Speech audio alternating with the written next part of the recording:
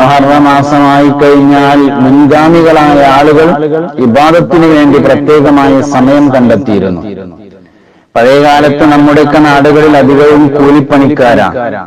മുഹറം മാസം പറഞ്ഞാൽ മുഹറം 10 ആ പ്രത്യേക ദ്വായും കാര്യങ്ങളും എല്ലാം കഴിയുന്നതുവരെ ജോലികൾക്കൊന്നും പോകാതെ ഇബാദത്തിൽ മുഴുകുമായിരുന്നു.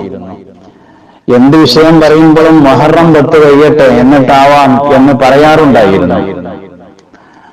പലരും പഴമക്കാരുടെ ഇത്തരം സംസാരങ്ങളെ ഒരടിസ്ഥാനവുമില്ലാത്തതാണെന്ന് പറഞ്ഞ് ആക്ഷേപിക്കാറുണ്ട്.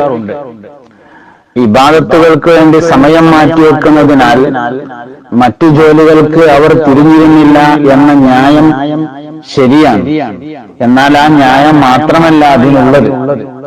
ബഹുമാനപ്പെട്ട ഉമർ ഇബ്നു മൻസൂർ സുബുക്കി അൽ യമനി എന്നവരുടെ ഖരീദത്തുൽ അജായിബ് എന്ന ഗ്രന്ഥത്തിൽ മുസ്തഫ നബി സല്ലല്ലാഹു അലൈഹി വസല്ലമ തങ്ങൾ പറഞ്ഞ ഒരു ഹദീസ് കൊണ്ടുവരുന്നുണ്ട്.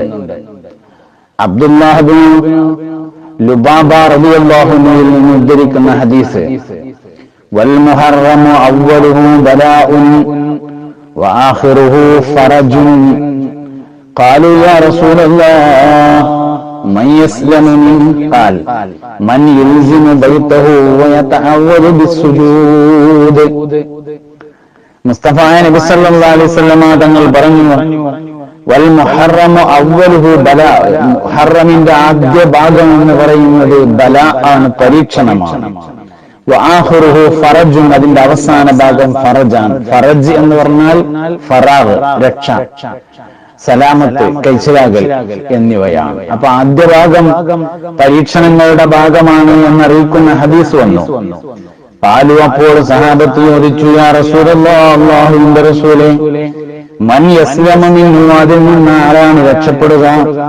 ഖാല, മുസ്തഫ നബി സല്ലല്ലാഹു അലൈഹി വസല്ലമ തങ്ങൾ പറഞ്ഞു, മൻ യൽസിമു ബൈതഹു, വീട്ടിലിരിക്കുന്നവൻ, വയതഅബ്ബദു ബിസ്സുജൂദ്, നിസ്കാരം കൊണ്ട് അല്ലാഹുവിൽ നിന്ന് സംരക്ഷണം തേടുന്നവനും നിസ്കരിച്ച് വീട്ടിലിരിക്കുന്നവനാണ് രക്ഷപ്പെടുക എന്ന് മുസ്തഫ നബി സല്ലല്ലാഹു അലൈഹി വസല്ലമ തങ്ങൾ പറഞ്ഞിട്ടുണ്ട്.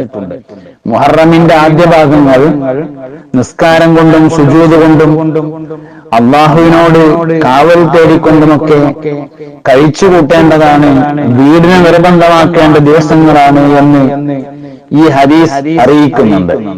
ഹദീസിന്റെ ആധികാരികളെ കുറിച്ച് ഒരുപക്ഷെ ചർച്ചകളും സംശയങ്ങളും ഉണ്ടായേക്കാം. എങ്കിലും ഈ ആശയമാണ് നമ്മുടെ പഴമക്കാരായ ആളുകൾ നമുക്ക്